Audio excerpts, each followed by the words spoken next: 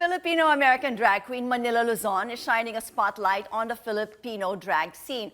Manila, whose real name is Karl Westerberg, shot to fame when she joined the third season and two all-star editions of long-running American reality competition, RuPaul's Drag Race. Now she's back in town working on Filipino drag reality pageant, Drag Den Philippines. And I got to speak to Manila, and she told me what to expect from Drag Den and how it feels to be back in the Philippines.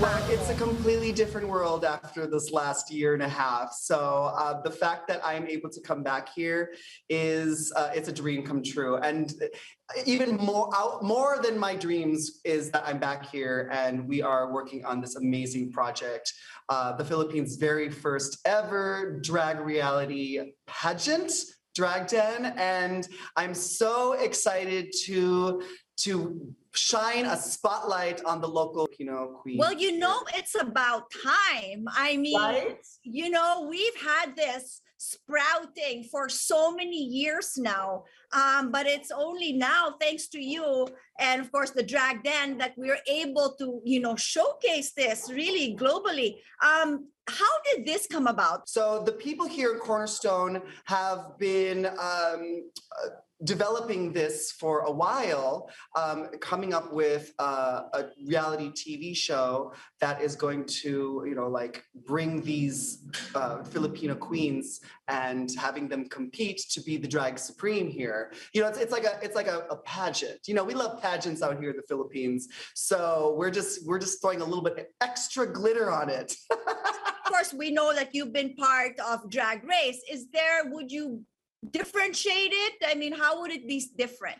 Oh, it's completely different. Yeah. I mean, what we've done with RuPaul's Drag Race is completely unique. And what we're doing here in the Philippines is going to be uniquely Filipino. We're really infusing the Filipino culture with the drag scene out here. It does follow a reality TV format, but it also is very much run like a pageant. So we're going to have several contestants coming through here, competing to be the drag supreme.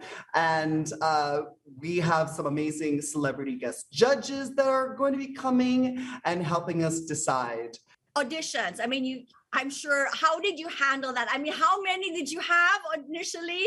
How many did you trim it down to? I mean, what were you looking for in terms of your contestants for Drag Den? Oh my gosh. So we ran our auditions on TikTok, which is like booming out here in the Philippines. And, all of us drag queens, especially after the pandemic, have had to move to our social medias in order to showcase what we do. So it only made sense to do the audition on TikTok.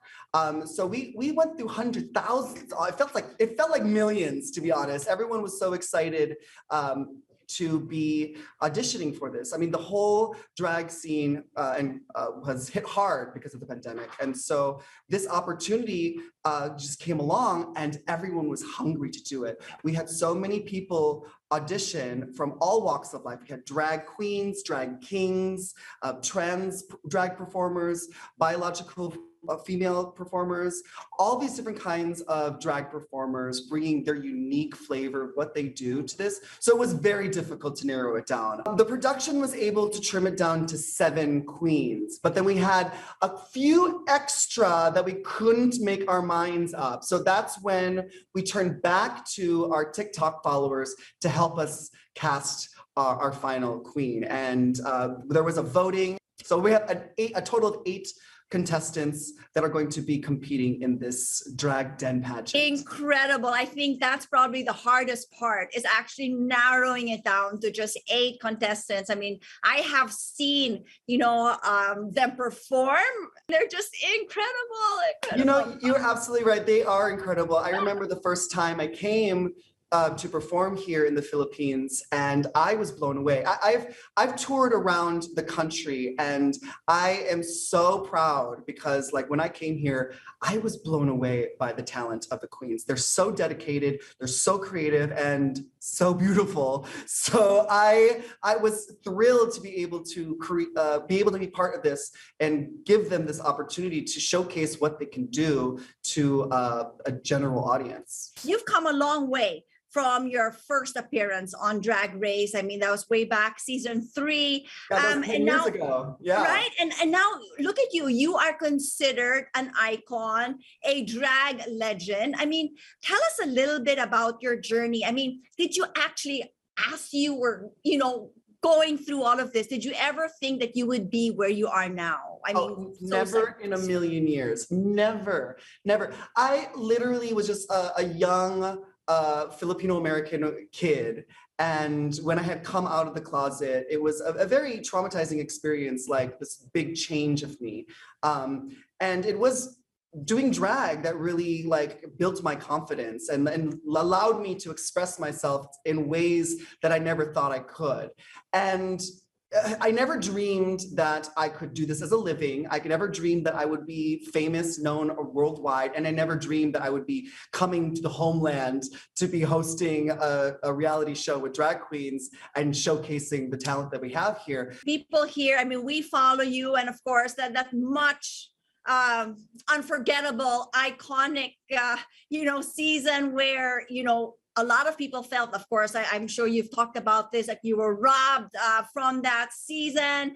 And, going through Drag Den, I'm sure there's going to be a lot also, of contestants that would feel, oh my gosh, why am I not there? Or why am I, and all of these things. Looking back, I mean, what do you think of it now? Everything happens in life, and sometimes it doesn't go the way you want. You know what I mean? But what I've found from losing these reality competitions over and over again is that my fan base, who's been always so supportive, they still get to root for me even after the fact. You know what I mean? So when I leave a competition that I haven't won, these fans, they've gotten to know me and they continue to root for me in my real life as well. So like it's a blessing in disguise. I might not have won a crown or money, but I can make my own money and then buy my own crown. That's right. That's right. Once again, Filipino drag identity. What do you think it is? I mean, there's something about you that just keeps making you, so successful, so loved. I mean, what is it? What is it? It's really the Filipinos that are supportive of each other. That's really what it comes down to. Like, there are so many queens that enter this competition, but unless you're Filipino, you don't get the support of the Filipinos. You know what I mean? We're everywhere. We're around the world. So I have Filipino fans in America, Canada, Mexico, here in the Philippines, all around the world, and they're all watching and they're supporting us. Like, if we find out that you're even like your great grandmother was like half Filipino, we're rooting for you, baby. You know what I mean? So like that's literally, I think, the main reason why we have such success, because of the Filipino fans. What do you think you like most about being Filipino? The food, baby. Come on. There's a reason why I am a drag queen, is because I can put a corset on after I eat a whole pot of chicken adobo, okay?